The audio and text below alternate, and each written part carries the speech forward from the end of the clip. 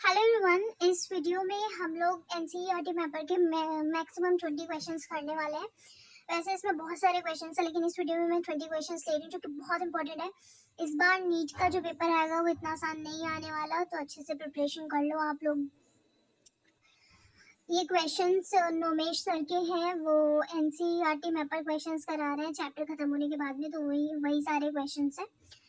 सबसे पहला क्वेश्चन है, how many oxygen molecules bind with single haemoglobin molecule. तो मैक्सिमम 4 ऑक्सीजन मॉलिक्यूल्स हीमोग्लोबिन के एक मॉलिक्यूल से बाइंड करते हैं। इस वीडियो को आप एंड तक देखना, बहुत इंपॉर्टेंट है। ये breathing and exchange of gases के क्वेश्चन है इसमें। सेकेंड क्वेश्चन है statement based question, oxygen binds to the iron part of the globin. Iron part of haem, globin नहीं, haem. Oxygen binds to the iron part of haem आएगा, क्योंकि iron haem का part है। ठीक है। दूसरा statement है, binding of oxygen is in a reversible manner with haemoglobin. हाँ, जब HbO2 फॉर्म होता है तो वो रिवर्सिबल मैनर में होता है, क्योंकि बाद में इसका डिसोसिएशन भी होता है, तो ये रिवर्सिबल है। थर्ड क्वेश्चन है, binding of oxygen with haemoglobin is primarily related to. Obvious सी बात है, हीमोग्लोबिन का ऑक्सीजन से binding partial pressure of oxygen आएगा यहाँ पर आंसर। सबसे पहले पार्शियल प्रेशर ऑफ ऑक्सीजन।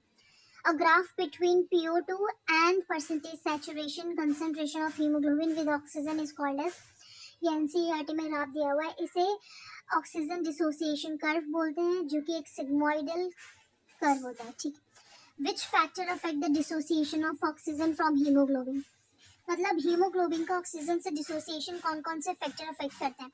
इसमें आपको पीएच आ जाएगा, क्योंकि यहाँ पर H+ पीएच से H+ आ जाएगा। सबसे पहले तो लो PO2 डिसोसिएशन के लिए, और डिसोसिएशन होता कहाँ पर है, टिश्यू पे होता है। ठीक है। और हाई PCO2, टेम्परेचर भी हाई, H+ का कॉन्सेंट्रेशन भी हाई होना चाहिए। डिसोसिएशन टिश्यू लेवल पे होता है। ठीक है। तो इसका जो आंसर हो जाएगा वो थर्ड ऑप्शन इसका करेक्ट होगा।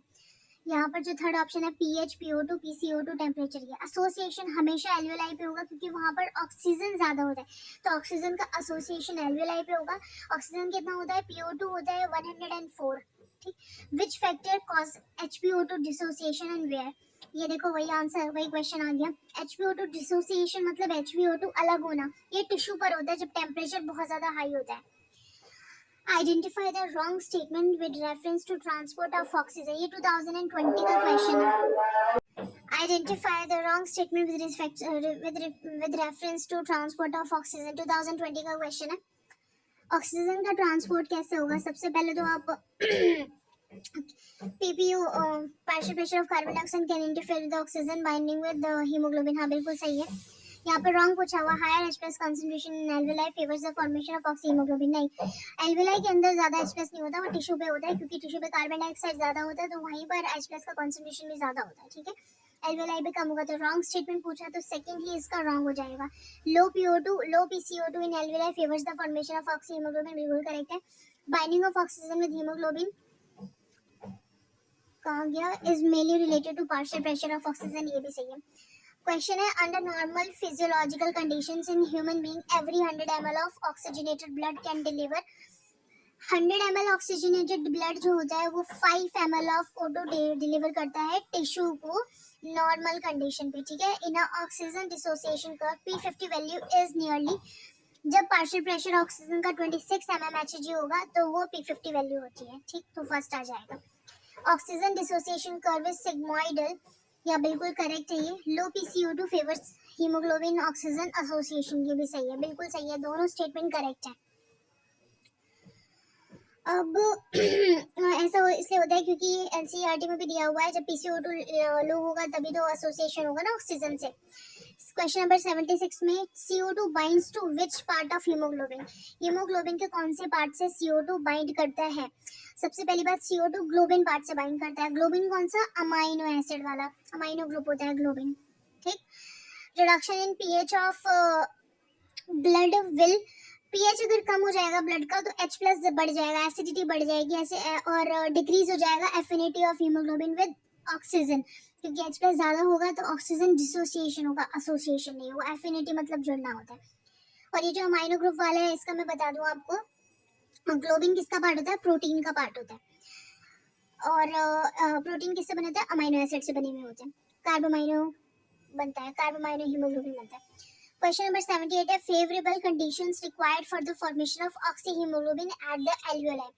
तो वही एल्वियोलाई पे ऑक्सीजन की कंसंट्रेशन ज्यादा होती है, तो हाई पीओ2 होगा, लो पीसीओ2 होगा, लेस H+ और लोअर टेम्परेचर, सब कुछ कम, ऑक्सीजन का पीओ2 ज्यादा होना चाहिए। Which factor favours the binding of carbon dioxide with haemoglobin in tissues. Tissue के अंदर CO2 की कंसंट्रेशन ज्यादा होती है और O2 की कंसंट्रेशन कम होती है, तो high PCO2 and low PO2। A maximum bicarbonate ions are formed inside the RBC then plasma। बिल्कुल सही है, RBC के अंदर बनते हैं।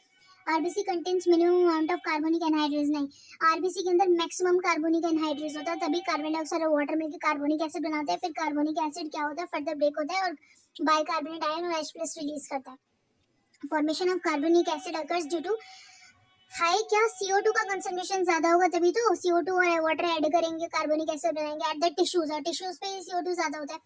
वहां पर क्या ज्यादा हो रहा होता है, कैटाबॉलिज्म ज्यादा हो रहा होता है, जब ठीक है टिश्यू ज्यादा है, टिश्यू ज्यादा बोलो, CO2 ज्यादा है। More catabolism ensures high H+ concentration, ion concentration. हाँ, ऐसा इसलिए होता है क्योंकि जब CO2 ज्यादा होगा वो वाटर के साथ बाइंड करेगा, कार्बोनिक एसिड बनाएगा, कार्बोनिक एसिड फर्दर ब्रेक करेगा बाइकार्बोनेट आयन और H+ में, ठीक।